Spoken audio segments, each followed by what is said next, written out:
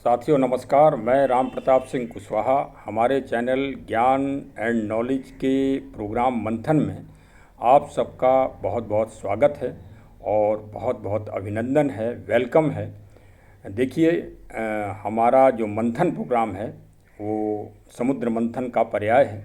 समुद्र मंथन हुआ हो या ना हुआ हो, ये तो एक विवाद का विषय हो सकता है या परीक्षण का विषय हो सकता है, लेकिन ये मंथन प्रत्येक व्यक्ति के दिमाग में और मन में हमेशा चलता ही रहता है। तो वही मंथन इस प्रोग्राम का हमने नाम दिया है और इसमें विशेषकर बहुत ही ऐतिहासिक और सामयिक घटनाओं का विवेचन होता है और यथार्थ और तार्किक तथ्यों के आधार पर। आप सुने। सर्वप्रथम आज तो अनंत चतुर्दश है, अनंत जिसका कभी अंत ना हो, वो आज गणपति जी को समर्पित है। और गणपति जी की सर्वप्रथम पूजा क्यों होती है और ये 10 दिन तक पूजा क्यों होती है, इस पे छोटा सी एक समालोचना। श्री गणपति जी सर्वप्रथम पूजे जाते हैं। भाई, दुनिया में वही पूजा जाएगा जो अपने माता पिता और अपने गुरु का कहना मानेगा, और उसमें उस परीक्षण में जो सफल हो जाएगा वो दुनिया में पूजा ही जाएगा। ये यथार्थ है। इसका देखिए, मैं एक चित्र भी अपने ब्लॉग में डाल रहा हूँ। वो चित्र आज की तारीख का निसंदेह पूरे भारत देश और पूरे विश्व में एक गौरव गाथा, अपना गौरव इतिहास लिख रहे हैं। और मैं नाम नहीं लूँगा क्योंकि नाम लेने पे कई और दावेदार हो जाएंगे, तो मैं किस किस की पुष्टि करूँगा। इसलिए मैं उनका चित्र डालूँगा पूज्य माता जी के साथ, उनकी माँ जी के साथ, और उसी से आपको पूरी गणना और जो मैं जो बोल रहा हूँ वो यथार्थ साबित हो जाएगा। प्रमाण को, प्रत्यक्ष को प्रमाण की आवश्यकता नहीं पड़ती है। तो जो मैंने कहा कि सर्वप्रथम क्यों पूजनीय है, उसके 3 कारण हैं। माता पिता और गुरु का जो कहना मानेगा वो पूजा ही जाएगा दुनिया में। अच्छा, अब 10 मतलब गुरु के रूप में क्या, गुरु थे श्री वेदव्यास जी।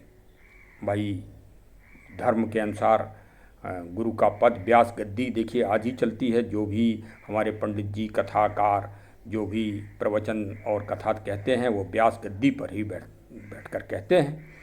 तो वेदव्यास जी को महाभारत का विवरण लिखना था।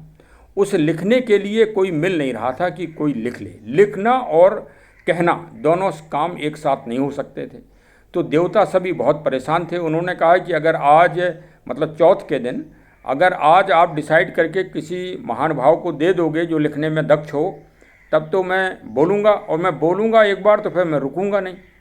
तो अंत में श्री गणपति जी, जो वास्तव में विघ्नहर्ता हैं और बुद्धि और ज्ञान के मालिक ही हैं, आखिर बुद्धि और ज्ञान के मालिक क्यों हैं, इस पे थोड़ा भारत के मंत्रिमंडल में थोड़ा सा ध्यान दे दीजिए कि एक प्रधानमंत्री जी हैं, एक ही प्रधानमंत्री होते क्यों गृह मंत्री, ऊर्जा मंत्री और कैबिनेट मंत्री दुनिया भर के बना दिए गए। इसलिए भाई, जो ये परिचर्चा चलती है कि सनातन में बहुत सारे देवता हैं, तो हर विभाग हैं, जैसे मंत्रालय के विभाग बटे हुए हैं वैसे ही ब्रह्मांड में देवताओं के विभाग बटे हैं। इसमें कौन सा बड़ा भारी वो मैथमेटिक्स है। भाई, इस ब्रह्मांड को या एक देश को चलाने के लिए ये राजनीतिक जो और जो हमारे एग्जीक्यूटिव अधिकारी हैं, ये सब देवता हैं। एक सिपाही भी देवता है। एक सिपाही अपना पुलिस में दक्ष है, लेकिन अस्पताल में पहुंचेगा तो वार्ड बॉय दक्ष हो जाएगा। और जब वहाँ अदालत में अगर कोई पहुंचेगा तो जो अदालत का सबसे बड़ा जो चपरासी या जिसे अदालत का कारिंदा कहें, वो जब तक आवाज़ नहीं लगाता है किसी के बारे में, आप अदालत के अंदर ना घुस सकते हो ना वहाँ से निकल सकते हो उसकी बगैर परमिशन के। तो वो देवता ही तो है भाई, देखा जाए। और फिर इसकी तो अगर आप परिचर्चा करेंगे तो कई दिन निकल जाएंगे। देखिए, आज का दिन ऐतिहासिक दृष्टि से और आध्यात्मिक दृष्टि से बहुत ही महत्वपूर्ण है। तो गणपति जी ने 10 दिन तक बैठकर महाभारत को पूरी तरह से लिख दिया था, और आज हम लोग उसी ज्ञान को पढ़ते हैं, और महाभारत दुनिया का सबसे बड़ा ग्रंथ है ही। यदि श्री गणपति जी ने और वेदव्यास जी ने लिखाया ना होता तो वो महान ज्ञान हमको आज प्राप्त नहीं हो पाता। और लिखते लिखते उनका टेम्परेचर इतना अधिक बढ़ गया था, उसका उपचार वेद व्यास जी ने आयुर्वेदिक पद्धति से कराया। देखिए, आप विसर्जन करते हैं हर साल, और विसर्जन का भावार्थ अगर आपको समझना है तो आप पुलिस और मिलिट्री में अगर आप सर्विस में होते तो आप समझ जाते कि जब परेड होती है तो उसमें यही एक वाक्य आता है, गार्ड विसर्जित, मतलब अब आप जाइए आराम कर लीजिए, थोड़ा थक गए होंगे। तो उसी तरह से गणेश जी महाभारत लिखते लिखते थक गए थे और उनका टेम्परेचर 108 डिग्री पहुंच गया था। जब डॉक्टर भी आज सलाह देते हैं, जब 106 डिग्री आदमी का बुखार पहुंच जाता है तो सारी दवाएं बंद कर दी जाती हैं और फिर यही कहा जाता है इनको बर्फ़ की पट्टी ठंडा माथे पे रखो। तो वही गणेश जी के लिए किया गया था कि इनको मिट्टी का लेप लगाओ और फिर पानी में इनको नहलाओ, जल में नहलाओ। वही प्रक्रिया आज आदि और अनादिकाल से हम लोग चलते चले आ रहे हैं। और भारत राष्ट्रीय आंदोलन में श्री बाल गंगाधर तिलक साहब इसके वास्तव में जनक हुए।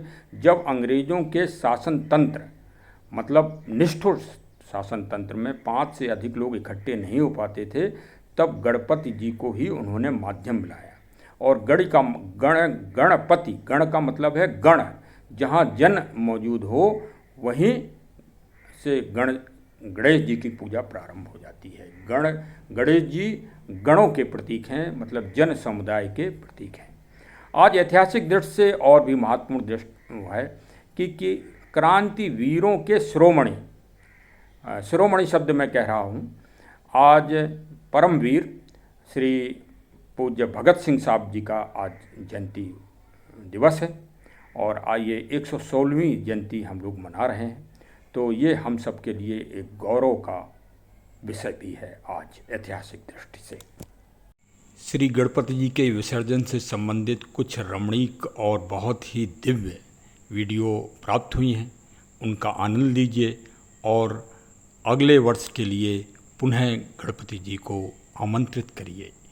बुद्धि और ज्ञान और विघ्नों के हरण वाले प्रभु श्री गणपति जी की जय हो, जय हो।